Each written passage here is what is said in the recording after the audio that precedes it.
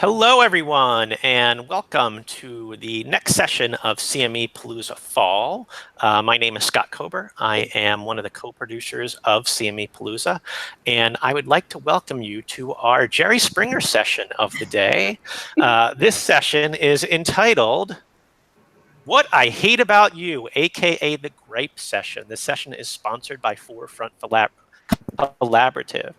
I do have to say this session will not be featuring any ex-boyfriends and ex-girlfriends telling the world what they disliked about us. This is a group of friends and is being moderated by Jennifer Green, the Chief Learning Officer at Catamount Medical Education. So before we start this session, as with all of our sessions, I would like to thank our sponsors. Our gold sponsors, ACHL and Genentech. Our silver sponsors, ASIM, Ethos CE Learning Management System, Forefront Collaborative, Integrity Continuing Education, Medscape Education, and Peer Audience. Our bronze sponsors, Answers in CME, Antidote Education Company, Catamount Medical Education, Clinical Care Options, CMEology, CME Outfitters, Creative Educational Concepts, Evolve Medical Education, Global Education Group, Helio.com Education Lab, Impact Education, Infograph Ed, Paradigm Medical Communications, Postgraduate Institute for Medicine, PrimeEd, Primary Care Network, RedMed Ed, RMEI, and Vindico Medical Education. So just to note for those people watching this session, please be aware that the opinions, discussions, and/or conclusions expressed by our panelists are their own and do not represent an endorsement by or position of their employer, its parent companies, or affiliates. Usually at this time, I will tell people how to ask questions, but I'm actually going to turn things over to Jennifer briefly to start the session, and then I'll be back on to share some information about how you can interact with this session. So Jennifer, take it away. Great. Thank you, Scott. On behalf of myself and the panel, I want to thank you for allowing us the time to hash out what it is that we hate about each other. It's been very therapeutic in the last couple of weeks to be able to sort of talk about this, and hopefully, at the end of the session, everybody feels pretty good about ourselves and our colleagues. So, but first, I want to start by introducing the members of our panel. We have Emily Lewis, who is the Manager of Educational Grants and Collaborations with the Office of Professional Education at National Jewish. We have Katie Robinson, who is the Associate Director of Medical Research and Quality Outcomes at Vindico Medical Education. We have McKenna Gossley, who is the Consultant in Medical Education Grants at Eli Lilly and Company. And we have Sue McGinnis, who is the Senior Medical Education Grants Manager at AstraZeneca. So I want to thank you guys for being willing to participate on this panel, and I'm really excited about it. So we have a packed session planned. We have a lot of topics because we had a lot of gripes, but we're gonna attempt to work through as many of them as we can. But before we do that, we'd like to ask the audience to submit your gripes. We're sure that you have some, so hopefully you can take a moment to send us your gripes, and Scott will let you know how to do so right now.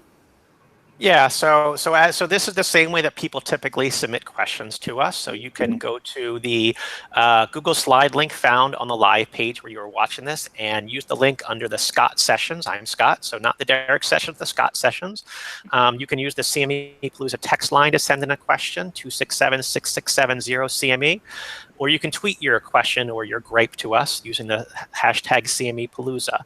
And what we're really looking for is what bothers you, what irks you, what you hate about, if you're a grantor, about supporters, if you're a supporter, about grantors. What bothers you about something in their world that you wish would go differently? And you'll get the sense of it as we're talking through this session, and hopefully you'll have a chance to share some of your gripes that I'll then pass along to the panel during this session. Yeah, great. Thank you, Scott. And we have a lot of gripes. So we decided as a panel that if we don't get through our gripes that we came up with or the gripes that come in we're more than happy to address those afterwards, and we can talk about how we might be able to share sort of the perspectives for each side and address each of those gripes. So we'd love to hear lots of them, and we're happy to address as many as we can. So for this session, we decided to approach it as a point-counterpoint discussion. Henry Ford said, and I am gonna use a quote, but Henry Ford said, and I love it, "If there's any one secret of success, it lies in the ability to get the other person's point of view and see things from that person's angle as well as your own." So that's the opportunity that we're taking here, to be able to air our gripe, to hear the other side, and hopefully we can, come up with some possible solutions, or as we talked about it, we might not solve it, but are there any improvements that we can make to how we work collaboratively to provide good education? So with that, I'm actually going to hand it over to Katie to present our first gripe of the session. Sure, thanks, Jen. I'm happy to get things kicked off for us here. We're going to jump right into a topic of multi-support grants. So, from the very nature of CME as providers, we really love multi-support grants, and we hear a lot from supporters that you guys love multi-support grants as well. So we sit down and we plan these awesome educational programs with, a lot of bells and whistles that could be really cool.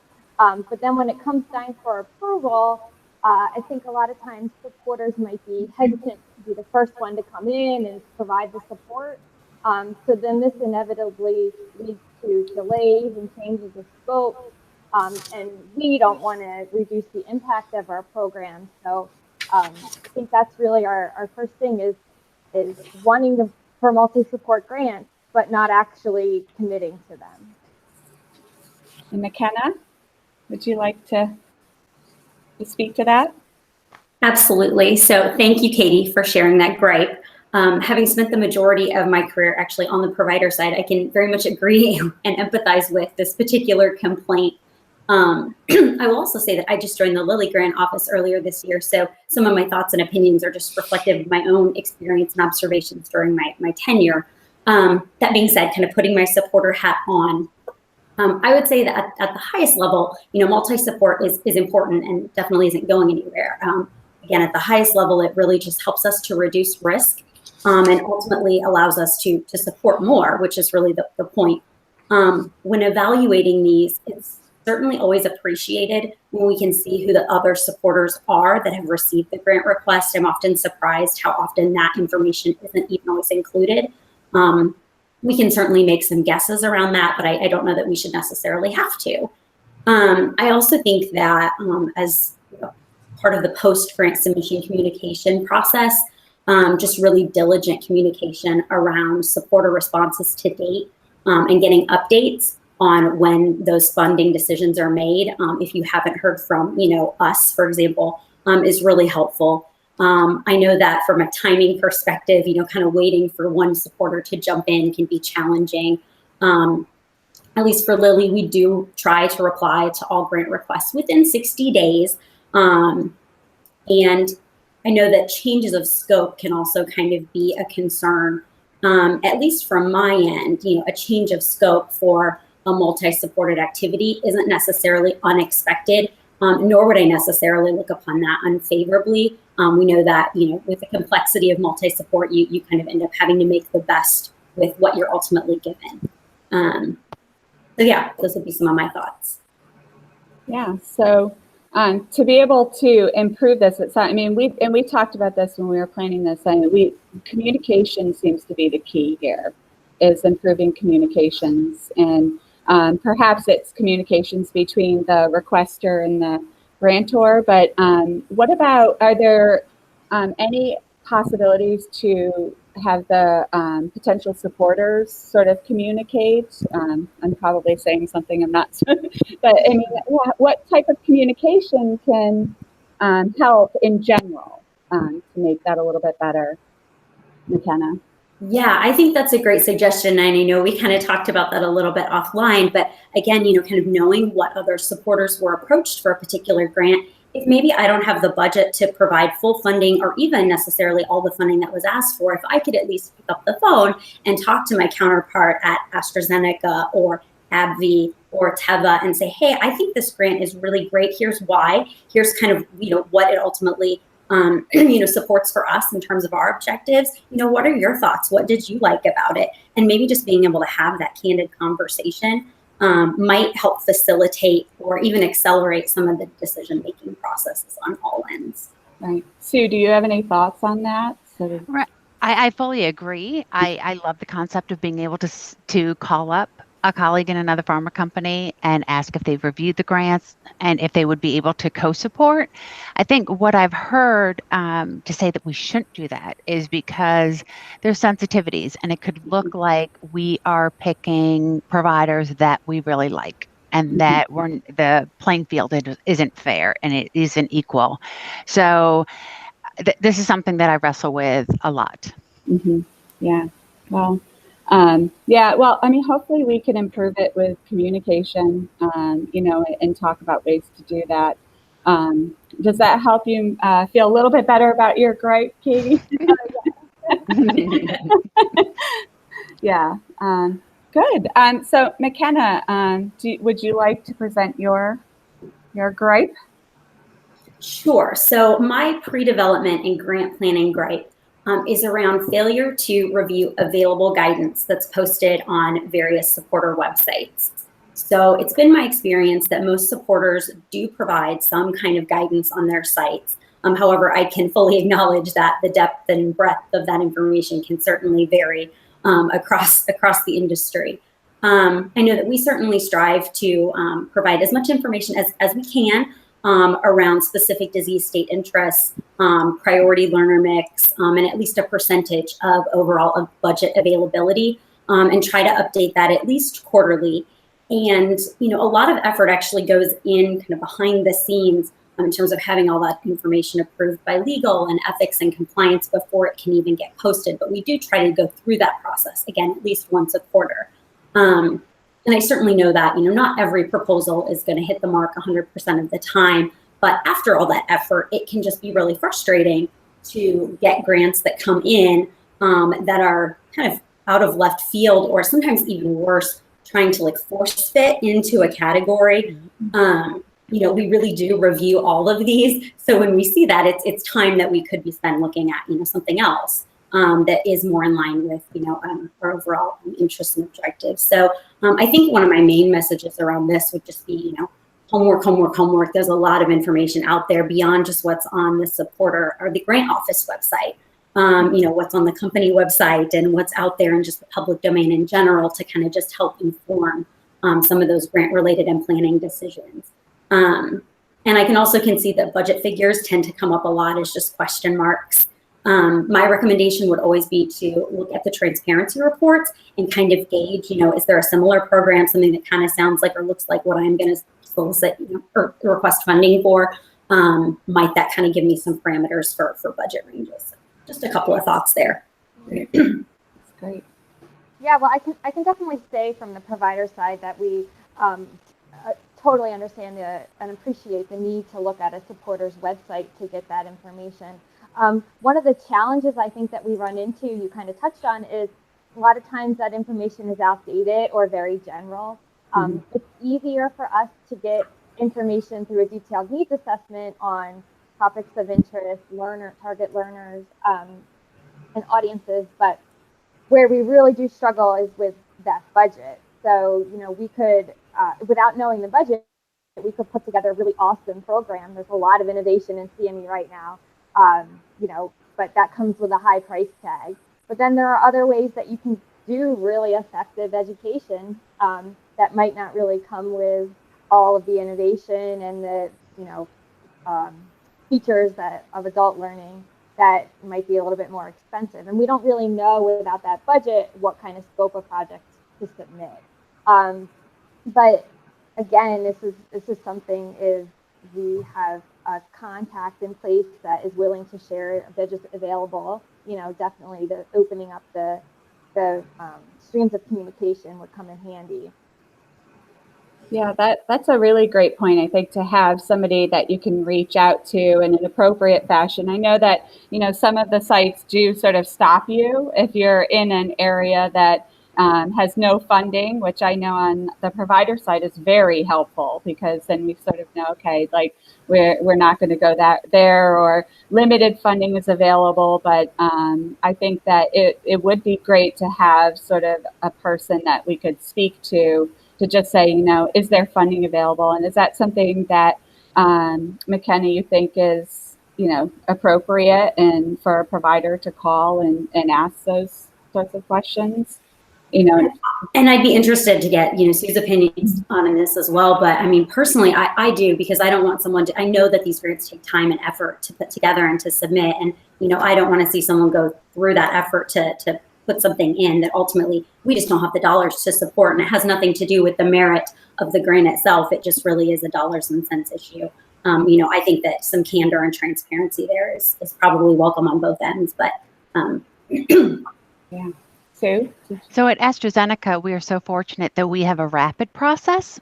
So you can email us our general grants email address and say, here's what we're proposing. And you give learning objectives, you give general program formatting, and you talk about the budget. And then we will respond within a short time frame as to, do we have the budget? Is it something that we can consider supporting? And then that way, I think it's a good way to communicate. And I think it saves time and effort on both parties' sides. But this is the only company that I've worked for that has had that has allowed that type of communication. Okay. All right. I think we actually have time for your second gripe, Katie. Sure. Yeah, I mean, it's important. The RFP issues. So, to get around kind of vague or outdated information on websites, a lot of times supporters will issue RFPs. But one of the challenges there is sometimes they ask for a really short turnaround. Sometimes as little as 2 weeks. And from the provider's perspective, it can take up to 2 weeks sometimes just to do a detailed needs assessment alone, really make sure that we're doing, physician surveys, provider surveys, or really looking into our past programming and seeing how we can improve. So even if it is within our therapeutic experience, sometimes the needs assessment alone can take up, the 2 week period. So I think and then, we are working on other things. So sometimes if the turnaround time is just too short and we can't fit it into our workflow, we just don't respond. McKenna? Yeah. No, and I mean, I know I just mentioned this. I completely respect and understand that, grants take time and effort to develop. I personally would probably not give fewer than 4 weeks to respond to something. I think it certainly depends on kind of the scope of the RFP. If we're talking about something that's, multi-million dollars and will likely be a multi-year initiative, I think more time would be warranted, maybe even beyond that month. But something that was, smaller in scope, maybe you could shave a little bit of time off that. But I would say standard would probably be about 4 weeks. I think I would be curious as to what most people would kind of agree is an acceptable amount of time, or even an ideal amount of time. And I also would kind of like to know if anyone's ever gotten an RFP that they really wanted to respond to and reached out to a supporter and just said, hey, we've got some great ideas. We would love to be able to submit for this. We just can't do it in the time frame that you provided. And what was the result of that conversation if you had it? I will say that, the timelines aren't random. And again, kind of like the information that gets posted on the website, the RFPs have to be kind of vetted by legal and compliance before they can even be, released. So there's only so much that we can, do as far as trying to expedite that. But again, do try to give as much time as we possibly can. Because we want to get good responses, and we know if we don't allow you the freedom to really prepare for that we won't get, what we're ultimately hoping for. Right. Emily, I'm just curious, I'm sorry, I'm going to throw it right over to you. I don't know if you, especially with the area, you're very strong in the respiratory area and do a lot in that area. Like, have you ever sort of reached out to a supporter and said, we can't do it within this time frame? Because I know you have, faculty you have to get, pulled together and a lot of resources. So And given that, sort of what's your experience responding to RFPs when you have like a bigger initiative, a QI initiative or something more complex? Yeah, this is something that comes up for us. We may be a little bit more lean than a medical education company, but we try to be as nimble as possible to really pick up great opportunities that make sense for our specialty areas. And as #1 respiratory hospital, we really want to go after what those RFPs in our specialty areas and leverage that expertise.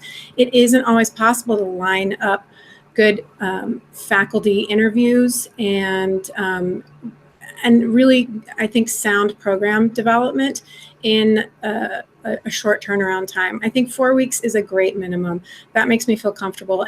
But with a bigger scope or quality improvement, performance improvement, where we may be even extending that beyond our institution, some of those agreements are hard to get lined up ahead of time. So we try to do pre-work so that we're really ready to take action. But it's just not always possible. I have not actually reached out to ask for more time. So I think it's a great suggestion coming out of our session. And thank you for that, McKenna. Great. So Scott, do we have any comments or questions, or can we move on to round 2 of our discussion? We have one comment that came in, but I'm going to hold on to it because I think you're going to talk about it a little bit later on. Okay, great. That's great. So I'm going to hand it over to you, Sue, for your first gripe. Yay! And I got gloves. I'm fighting. I'm ready to fight. Okay, so my gripe will be around proposal quality. And so, but first, to just mention that I've reviewed a large number of grants. However, I have not reviewed proposals from every organization and in every therapeutic area out there. So my main objectives hopefully will not offend anyone, or my main observations. So the first, proposals can be too long. The second, the grant applications don't always convey an educational story.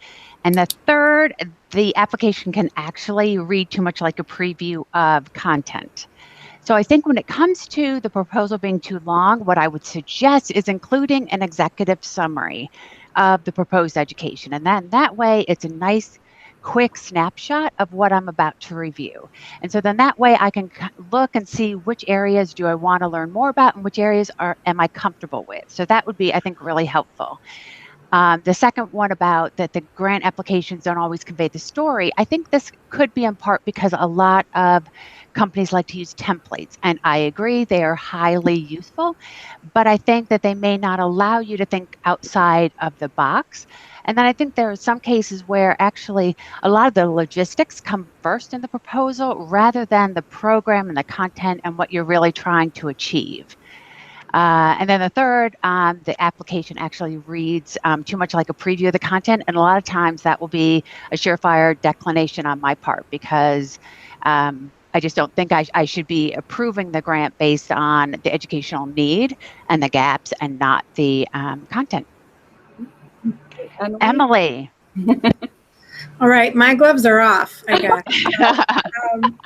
This is a tough one to hear, Sue, because, we put our blood, sweat, and tears and time into those submissions, but it's also fantastic to get good feedback. We don't always get that from supporters. Even if we get an approval, that's good feedback, but we don't hear how to improve our proposals going forward. So I certainly appreciate that because we do find ourselves trying to anticipate all of the information a supporter might want and pack that in. Our proposals do get long. Sometimes I don't even want to review them once they're completed. So I can't imagine being on your side, truly. Trying to convey that educational story, we can get verbose. And I think our templates are good tools, but they can get in our way, definitely. We may have something in that template that's really built for another supporter if we're looking at multi-support. And so I think we need to think critically about the individual supporter that will be reviewing this one submission and make sure that it's succinct and still depicting that story for you. I agree that executive summary is critical. It helps keep me oriented to the key details as well as our internal reviewers and contributors. So I think that's something that we can continue to do better on. But I would say, again, our templates serve a purpose. They help brand us as providers. They help demonstrate our capabilities, hopefully not more so than the actual content of what our program design is. So that's a delicate balance that we need to consider. And I think we should think about how they help guide relevant, important information, but where are we duplicating with that within? I think we can really do better to take a look at that and think of you as our target audience while not losing sight of the learner and ultimately the patient that should benefit from the education. Right, right. Sue, so we hear you're saying that a lot of times there's maybe too much information, but is there anything that you see consistently that's not included in grants as you're reviewing them that you're like, I really wish they would just tell us this, and it's like we're not communicating that as providers. Sue or McKenna, either one of you.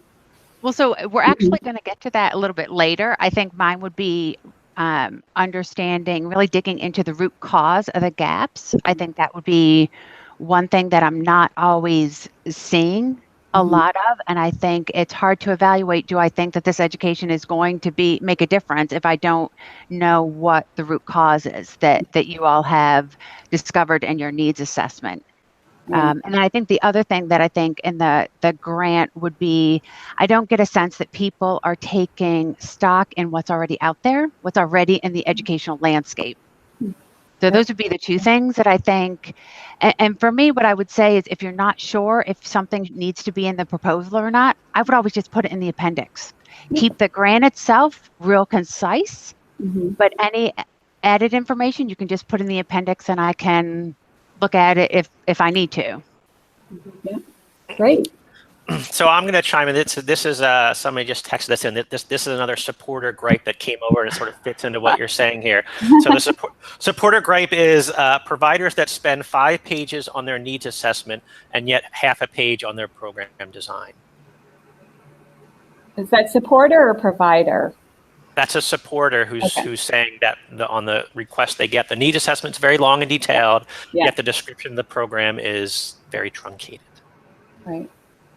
Sue, anyway. McKenna, do you have any thoughts? Go ahead, McKenna. Oh, no. And I can completely, I don't know who chimed in with that particular gripe, but I would agree that I've observed that as well. And I think, kind of speaking to some of the educational design or sort of the execution piece and what it will look like, actually out there in the world, kind of stringing together those activities in a way that help tell the story concisely is really sometimes challenging for me to distill. Sometimes I get a page a piece on the different actual activities and kind of seeing how they're connected. That kind of closing of the loop doesn't always happen. And I think that would be really helpful if that could be done in a succinct way as well. Yeah. Sue? Yeah, I think when it comes to the format, a lot of times I'll see agendas that are bulleted, heavily bulleted, right? And I know exactly what's going to be on what slide. So that kind of information I don't want to see, but I do want to see the right level of detail that helps me understand why did you pick a certain format and how that format is going to be tweaked in order to really address the educational objectives, right? Because you can get very creative with a web activity. You can get very creative live. So I think depending on what's being proposed, maybe they didn't need to put a lot into the program because it was going to be, a 30-minute, didactic. So it's more about, I think I'm looking for that educational story. I'm looking to just read through it and feel like everything is consistent and it feeds off each other. And then if it all makes sense, then I'm not that worried about the length. Okay, great. Well, Emily, I think now is the time for you to let us know what your gripe is. And I think it's a very, very common gripe.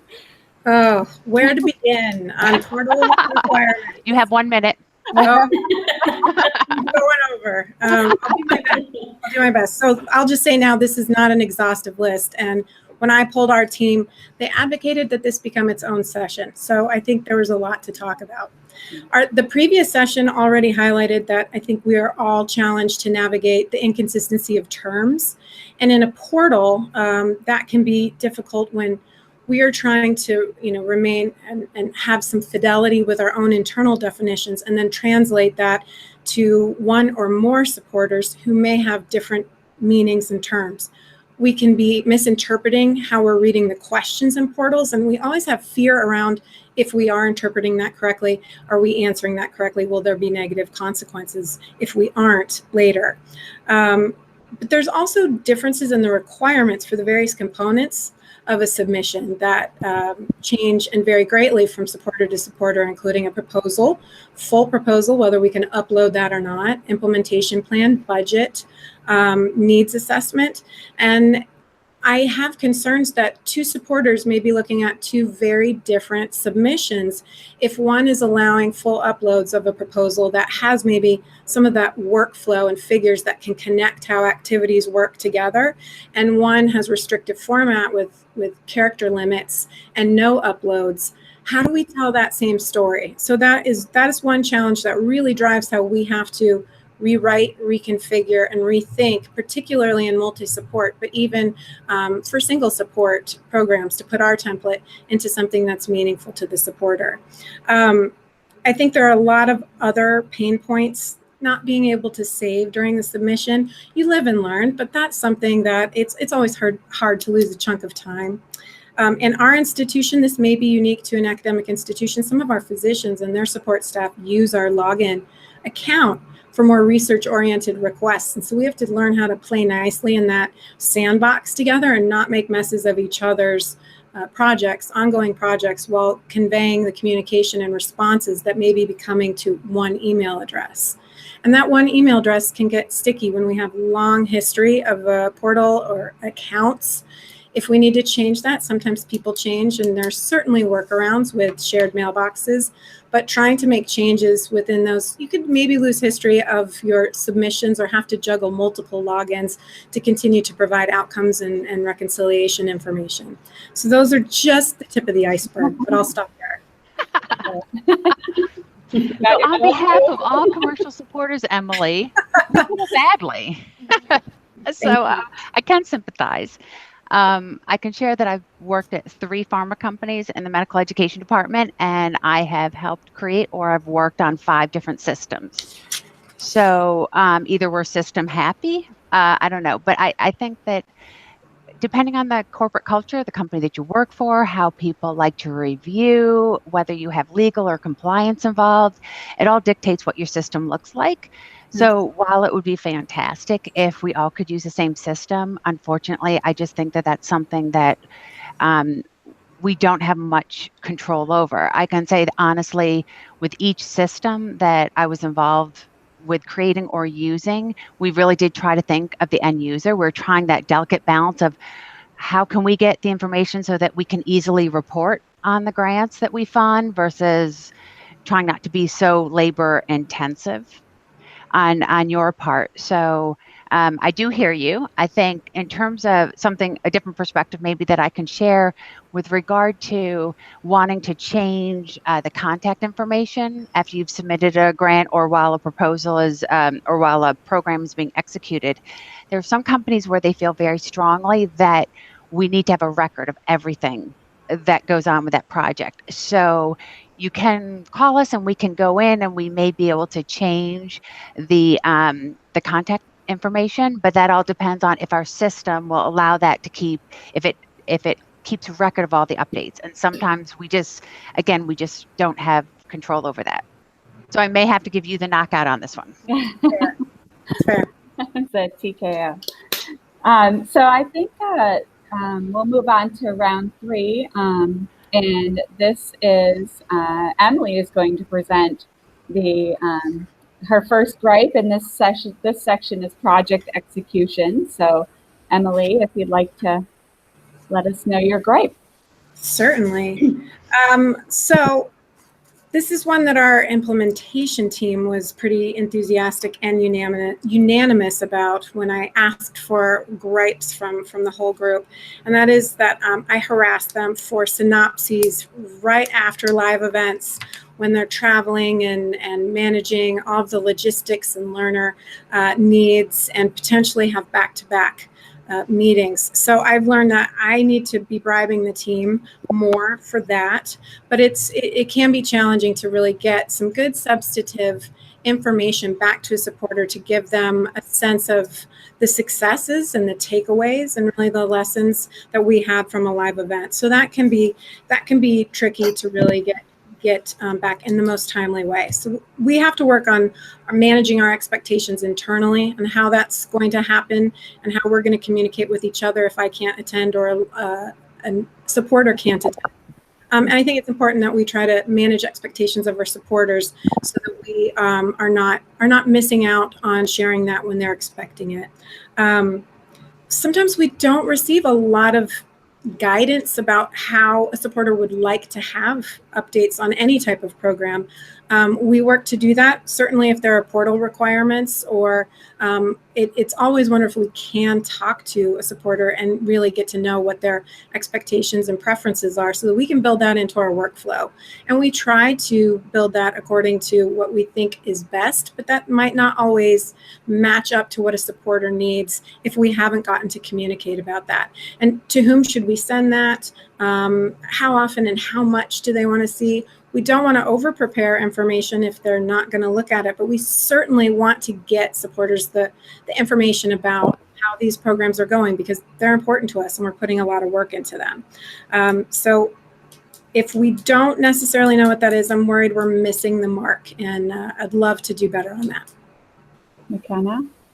Yeah, no, Emily, I can completely, I completely understand everything you're saying. And I think you hit on two just keywords that bubble up to the surface for me are just communication and the management of expectations. The expectations piece I think is so important here because I was just reflecting, in my kind of response to this gripe on what my expectations are kind of for that immediate post-program summary. And while it's great if I get something that's super nice and laid out and in PowerPoint and includes some immediate pre and post test data and it's I've got graphs and charts, that's nice, but quite frankly, immediately after the program, that's not necessarily what I'm looking for.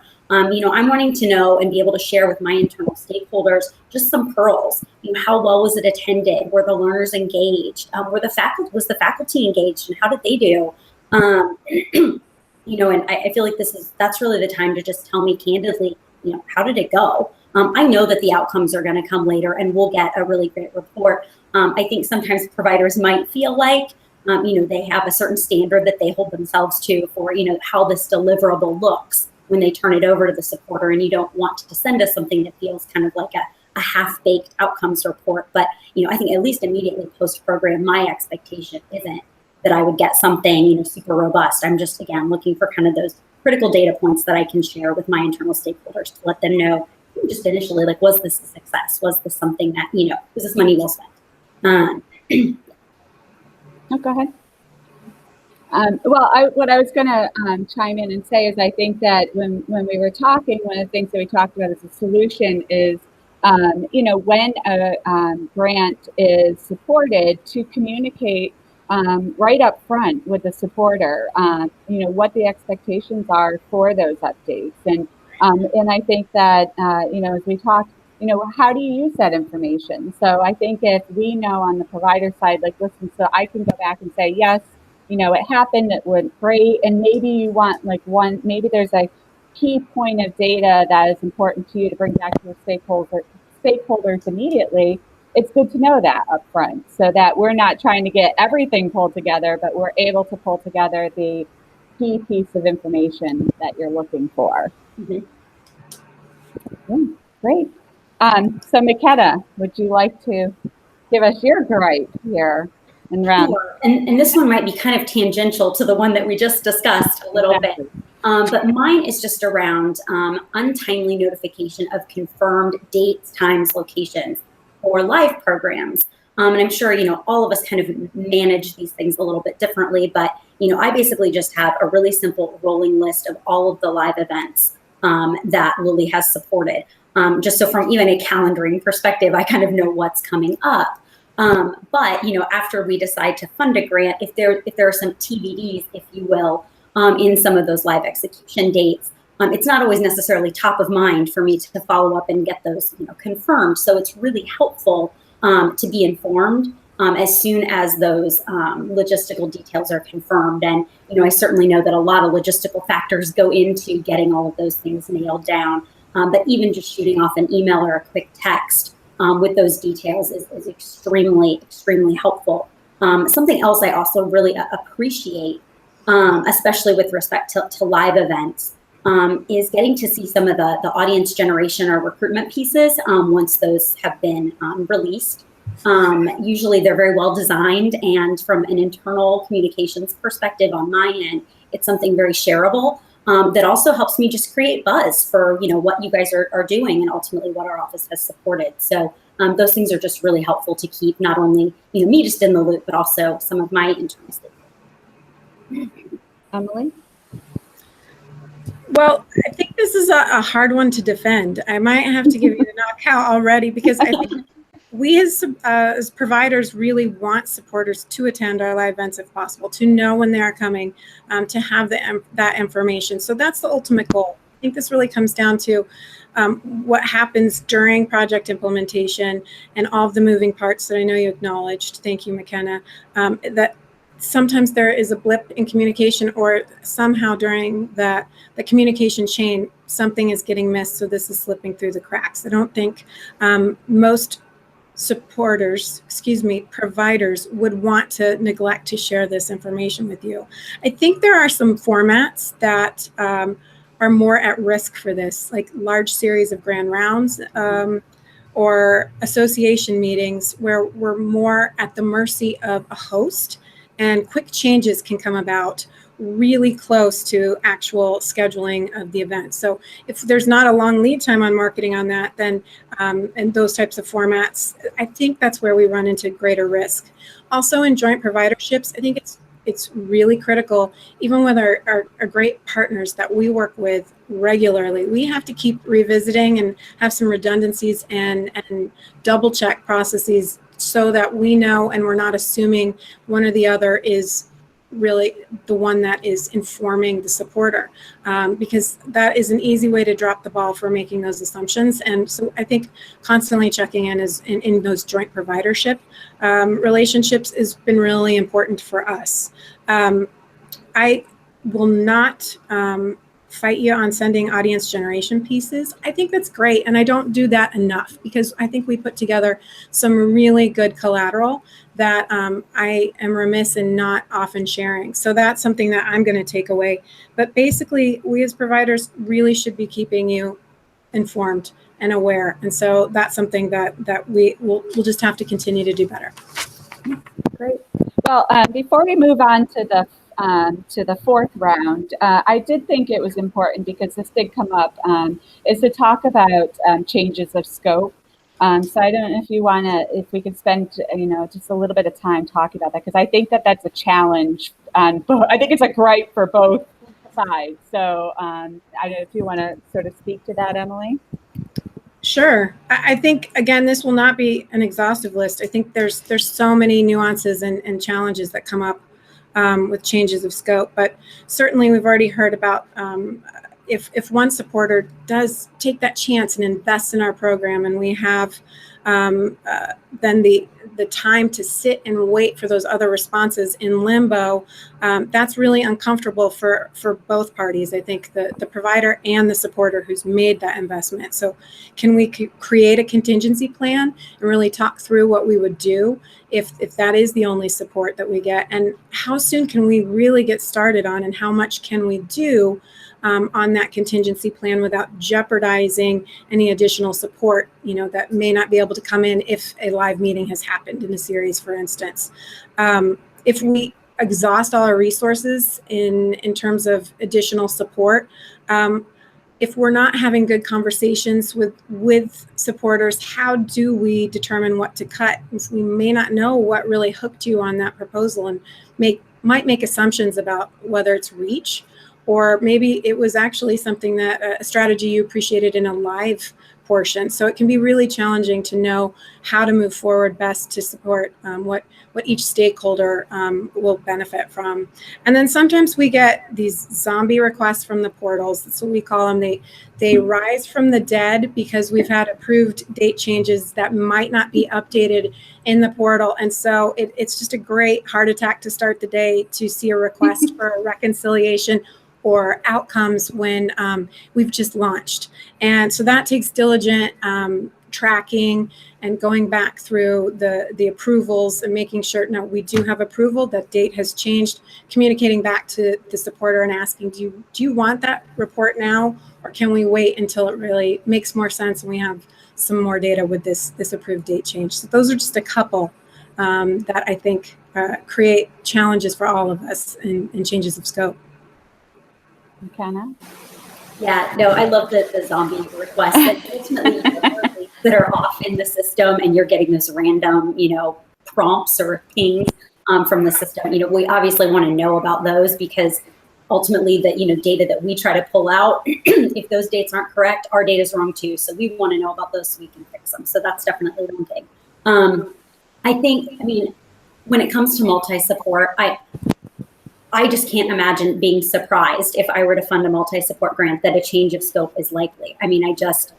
I don't think as supporters we can expect everything to go seamlessly with a multi-supported grant. It's a lot of players and a lot of moving parts.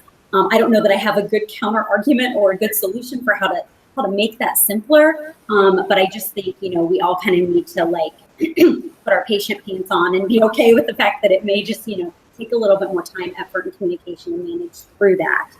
I will say for changes of scope on single support grants, I think I have some frustrations that come in when it's maybe just a result of some bad planning. Maybe there weren't some, logistical things thought out in advance and something just fell through.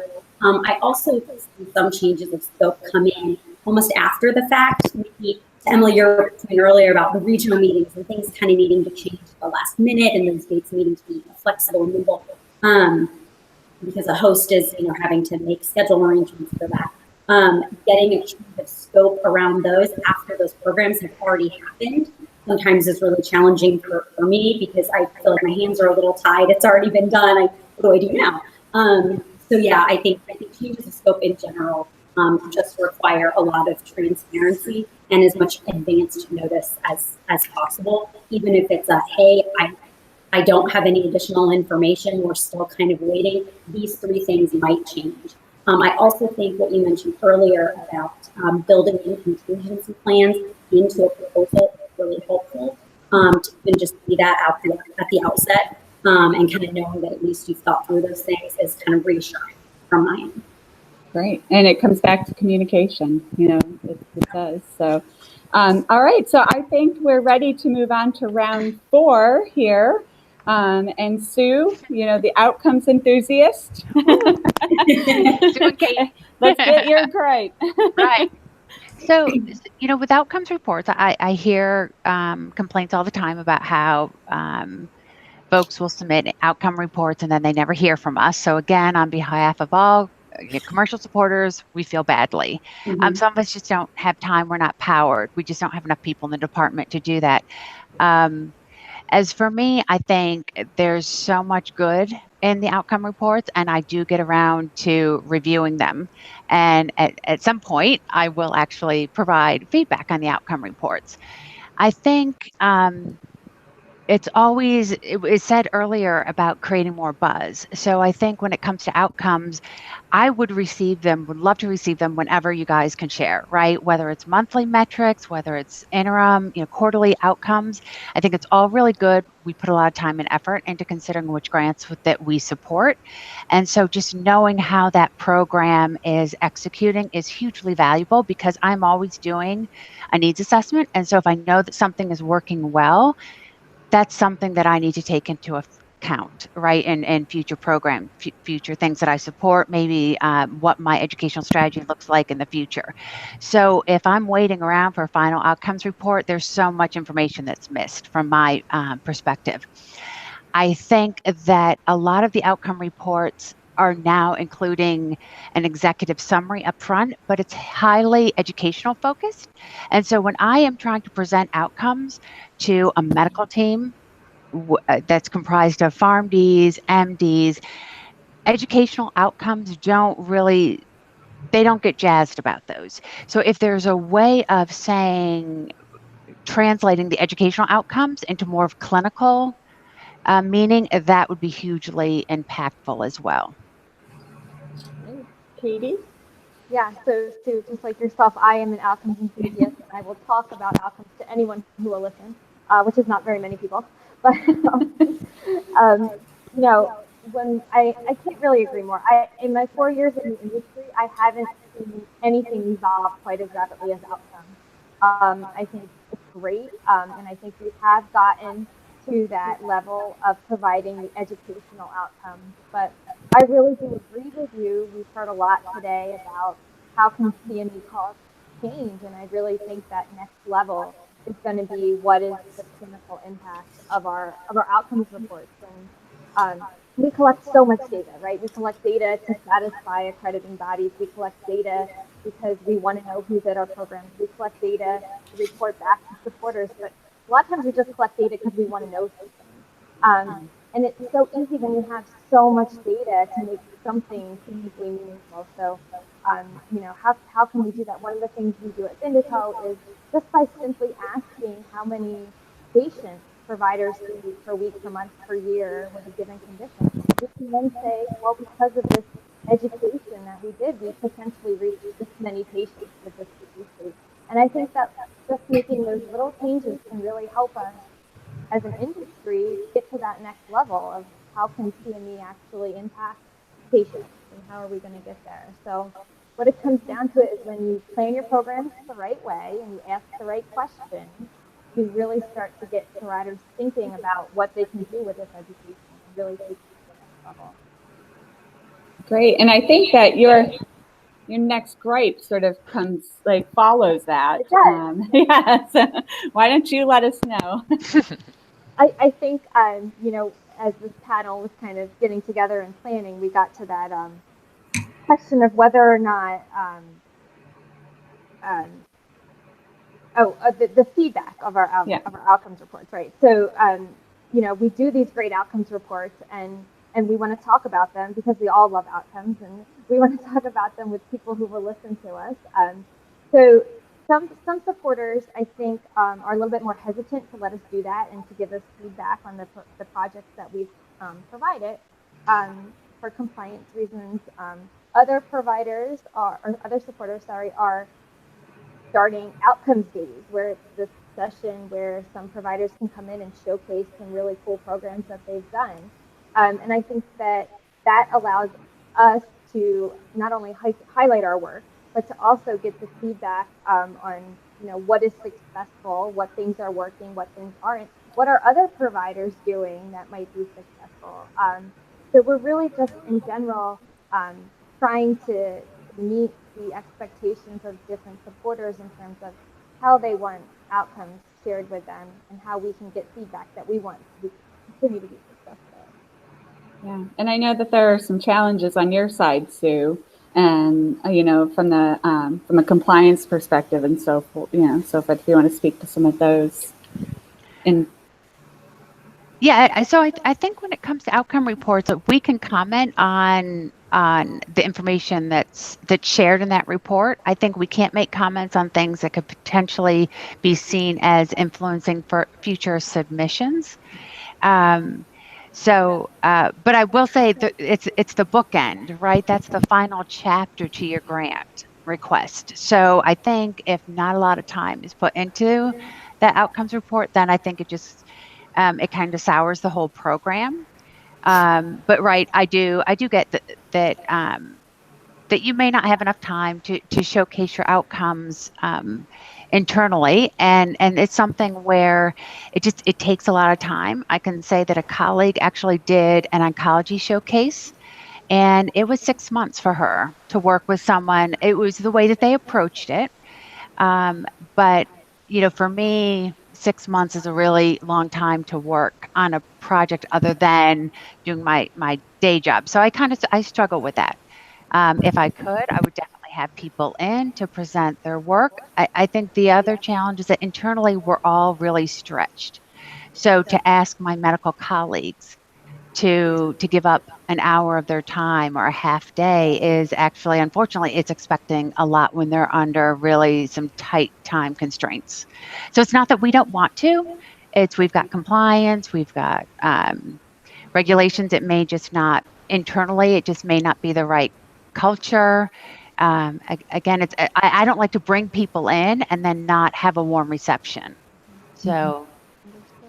Yeah, and I think when we were talking, the other thing that we talked about, and we touched on this earlier, is asking how you're going to use that information. So I think that it was, your point, Sue, earlier, where you say, listen, I'm presenting this information to folks who they're not necessarily interested in the educational design. They really want to know about the impact on the clinical impact. So I think that we talk about communication up front and asking, what's the most useful information for you to receive. And, so as providers, we can incorporate that in our planning and our, development of our evaluations and the things that we're doing in order to meet that goal as well. So I think, as you said, as you're saying, Katie, to include questions that might help the supporter get to that goal, I think is helpful.